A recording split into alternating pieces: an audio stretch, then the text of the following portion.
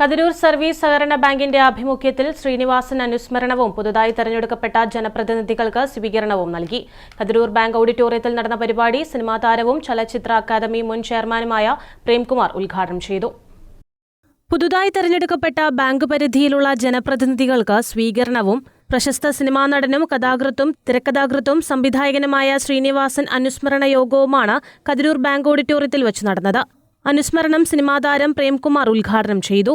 ശ്രീനേട്ടനെ സംബന്ധിച്ച് അദ്ദേഹത്തെ മുമ്പ് വിദ്യാർത്ഥിയായിരുന്നപ്പോൾ ഞാനിങ്ങനെ അഭ്രപാളികളിൽ കണ്ടിരുന്ന ആ ഒരു മഹാപ്രതിഭയെ പിന്നീട് അടുത്തറിഞ്ഞപ്പോൾ അദ്ദേഹവുമായി ഒരുപാട് ഒരു സൗഹൃദം, ആഴത്തിലുള്ള സൗഹൃദം ഉണ്ടായപ്പോൾ ഞാൻ മുമ്പ് കണ്ടിരുന്ന ആ വ്യക്തിത്വത്തിന്റെ മഹത്വം ഒന്നുകൂടി അത് വർദ്ധിക്കുകയും അദ്ദേഹത്തിന്റെ ഒരു വ്യക്തിത്വത്തിന്റെ തിളക്കം അതിങ്ങനെ ഹൃദയത്തിൽ വല്ലാതെ അതിങ്ങനെ വരുന്ന ഒരു അനുഭവമാണ് വ്യക്തിപരമായി എനിക്കുണ്ടായത്.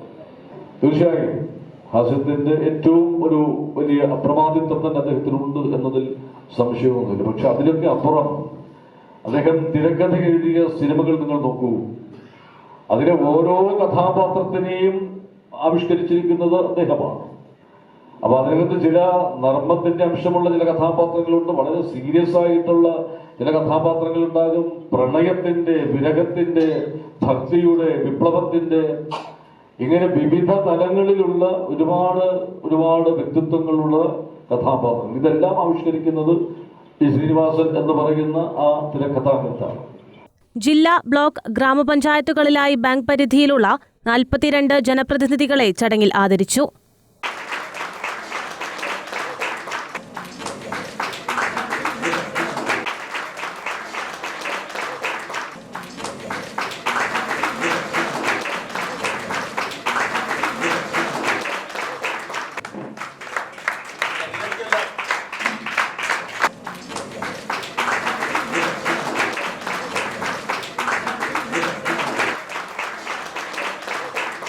കതിരൂർ സർവീസ് സഹകരണ ബാങ്ക് പ്രസിഡന്റ് ശ്രീജിത്ത് ചോയൻ അധ്യക്ഷത വഹിച്ചു.